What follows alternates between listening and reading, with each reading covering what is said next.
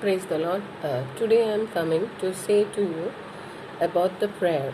Prayer means, see, what what is God's will and what is man's will, and how man pray and what God wants us to pray. It's a in verse Matthew verse 6:33, it is given that seek the kingdom of God and His righteousness, and everything will follow. Okay, then there is Matthew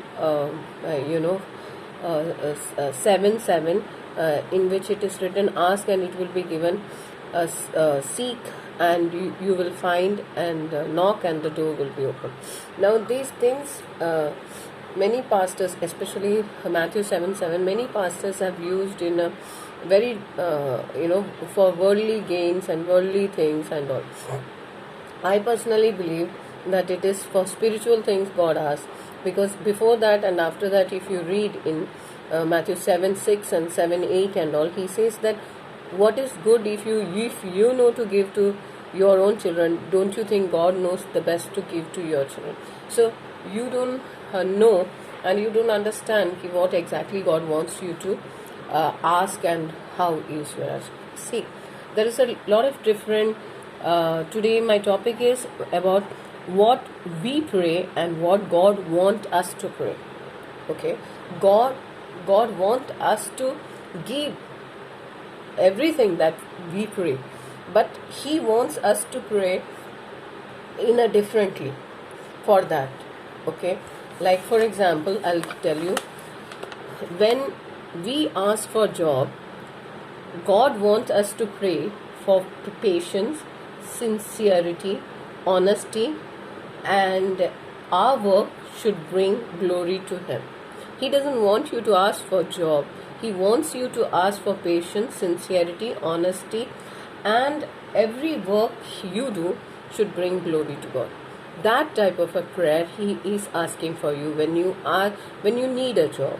Then God wants, when we ask for house, for our this one, God wants us to ask for peace, joy, love, safety, and protection from diseases.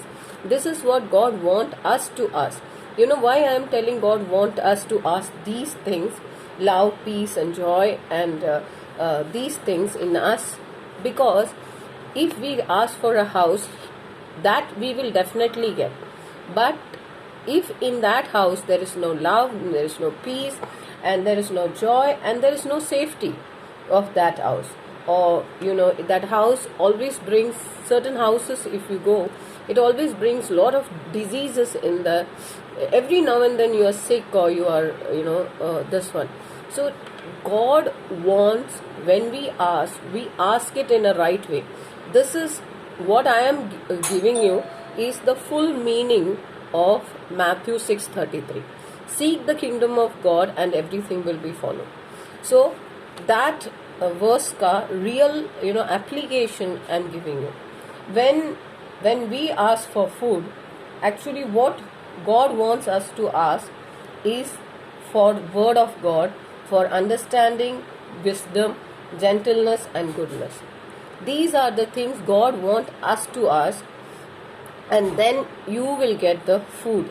Okay, God wants us to ask the food of word of God, understanding, wisdom, gentleness, and goodness. He wants us to ask this. And when we ask for health, sickness and health, God wants us to ask for self-control, kindness, generosity, and these things we should be asking. When we ask for good marks or good grades for our children's exam, or for our children's exam, anything, good grade in their or promotion, or good grade for our children, for ourselves, or anything, when we ask that directly, what is that God wants us to ask? God wants us to ask faithfulness, hard working, perseverance, patience. These are the quality God wants us to ask. When we ask for life partner, God wants us to ask for understanding, agape love, forgiveness, supportive and caring. These qualities God wants us to ask for ourselves. Because suppose we are asking for a life partner. Now, if we are asking for us, understanding, agape love, forgiveness, and supporting and caring, these qualities we are asking for, how good we will be for our partners. You understood? So automatically that partner, we let that partner be anything.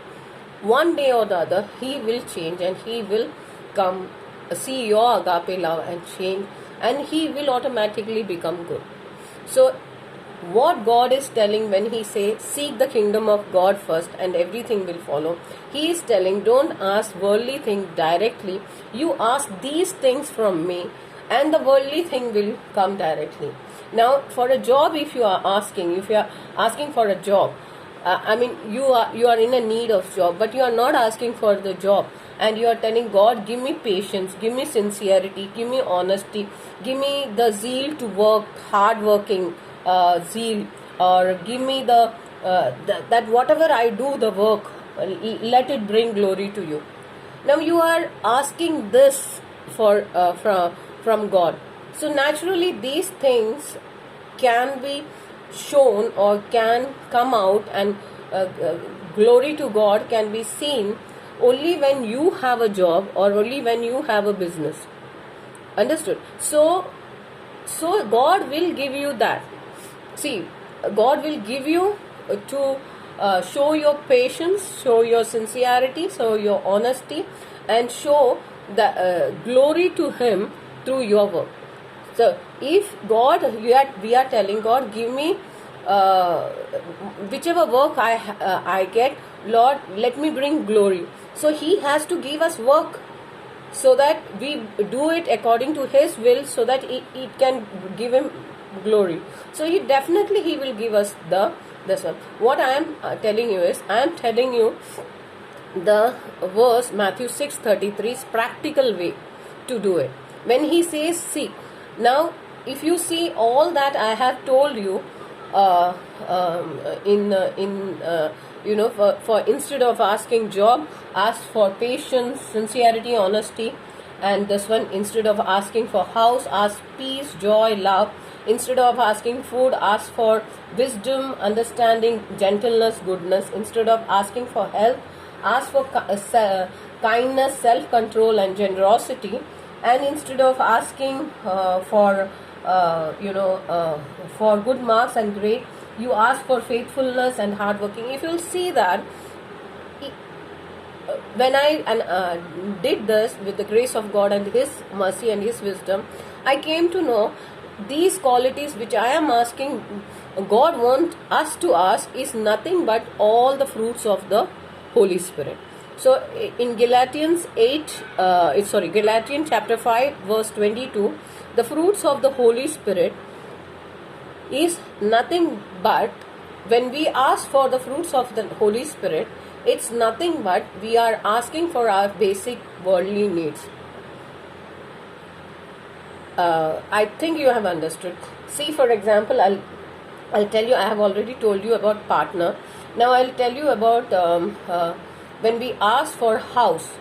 Okay, God wants what is that there in a house? If you have I have seen myself people who are having house in Kerala, house in Mumbai, 2 or 3 houses in Mumbai and everything.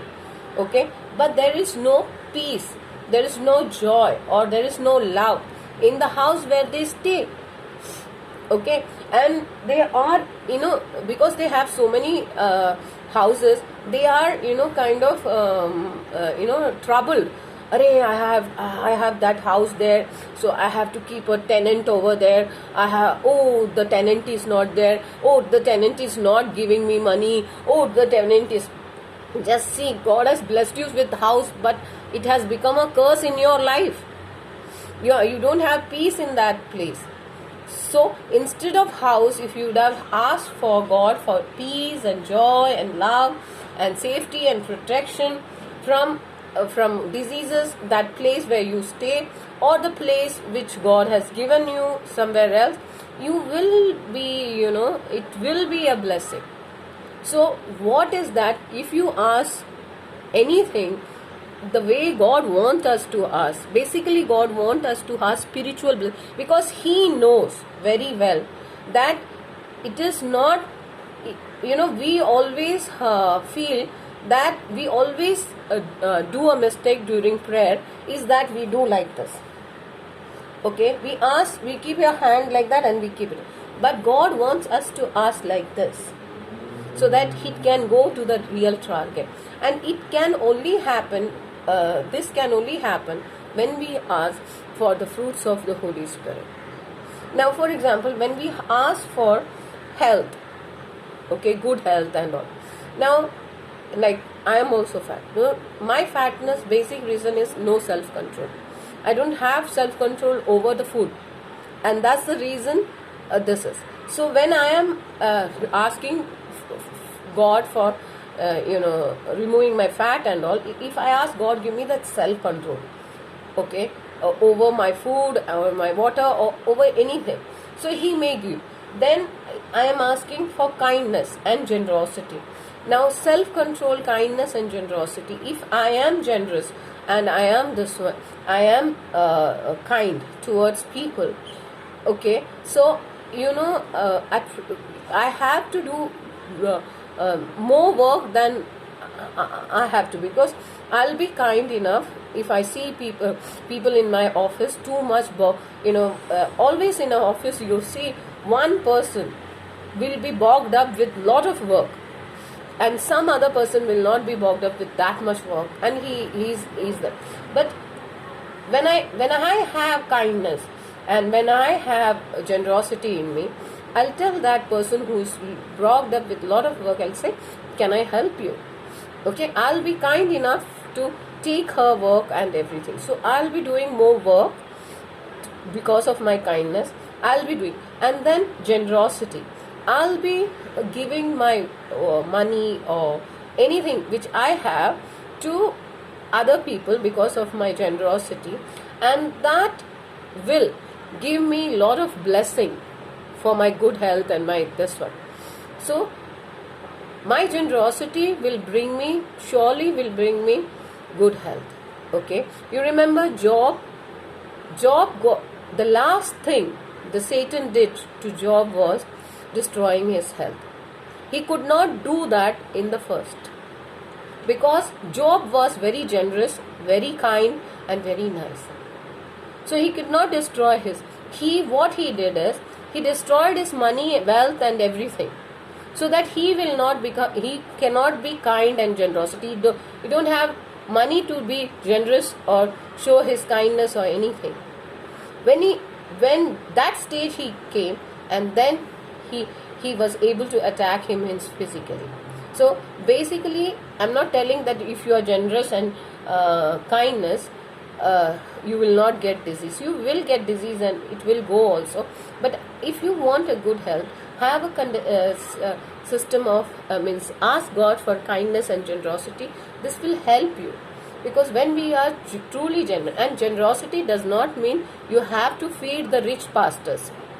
Generosity means you find out really people who really need your money, really need your help, financial help for anything, for evangelism or anything. You don't make.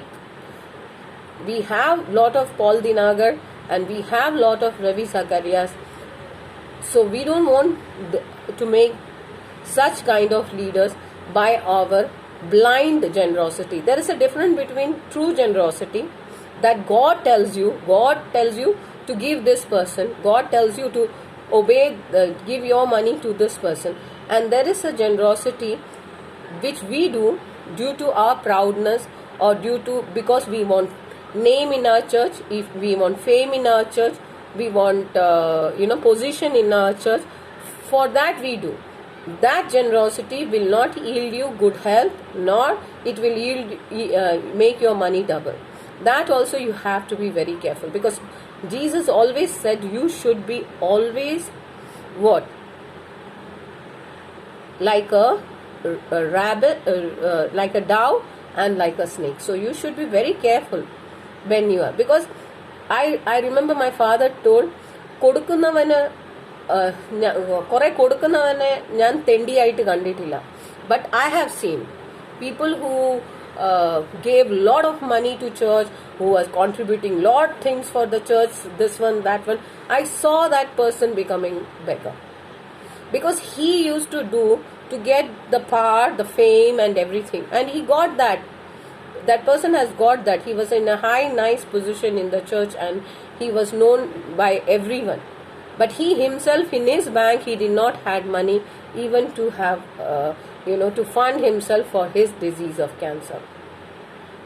This is because you are not doing generosity according to the will of God. God will tell you, or God will direct you. You give this money for this person. You give this money for this person. You just ask God, He will give. So generosity, you have to be very careful. And please give when you are generous and when you are giving money to someone, see to it that your right hand does not know what the left hand is doing. Be careful with that. Okay, you give money according what the way God has told you. No one should know that you are giving to that person. Only that person and yourself should be known. Now that is my way of,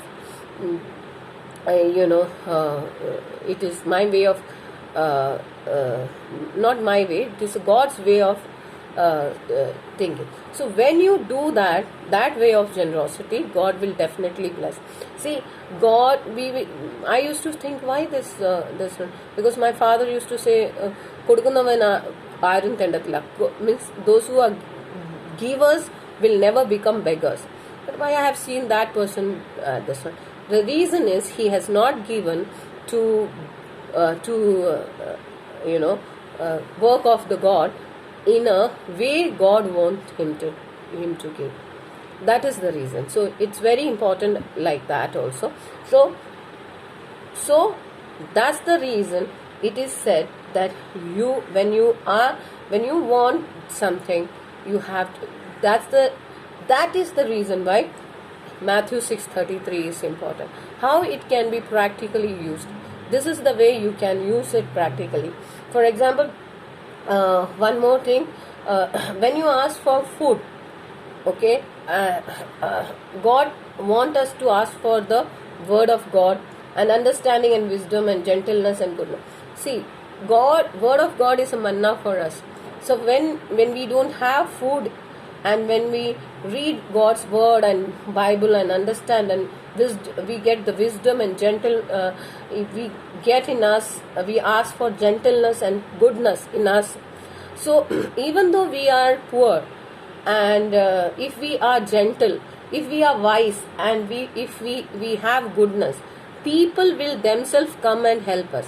They will say like this, he is poor, but he is very wise and he is very clever, and he does not have now this one. He is in problem, but he is a very gentleman, and he is very gentleness. He is very humble. He is very gentle, and he is good, and he is full of wisdom also. He is very good in this one. And it is in world also, it is said, the person who has wisdom and intelligence will not have lack of food. Okay, if you see Hindu philosophy and all, they always say, Chanakya's this one and all, he says that one who has knowledge will never sleep without food. So that is the reason why we should ask these things, godly spiritual fruits of Holy Spirit, instead of asking for worldly, because these are automatically connected with the worldly needs, and you can have these worldly needs, you can enjoy these worldly needs if you ask or pray to God this way, which I have told. So I hope you will all be doing that, and you will all be praying now, not for the worldly needs, but for the spiritual, fruitful spiritual things, in such a way that God will bless you with all the worldly needs. Thank you for hearing, and good God bless you. Amen.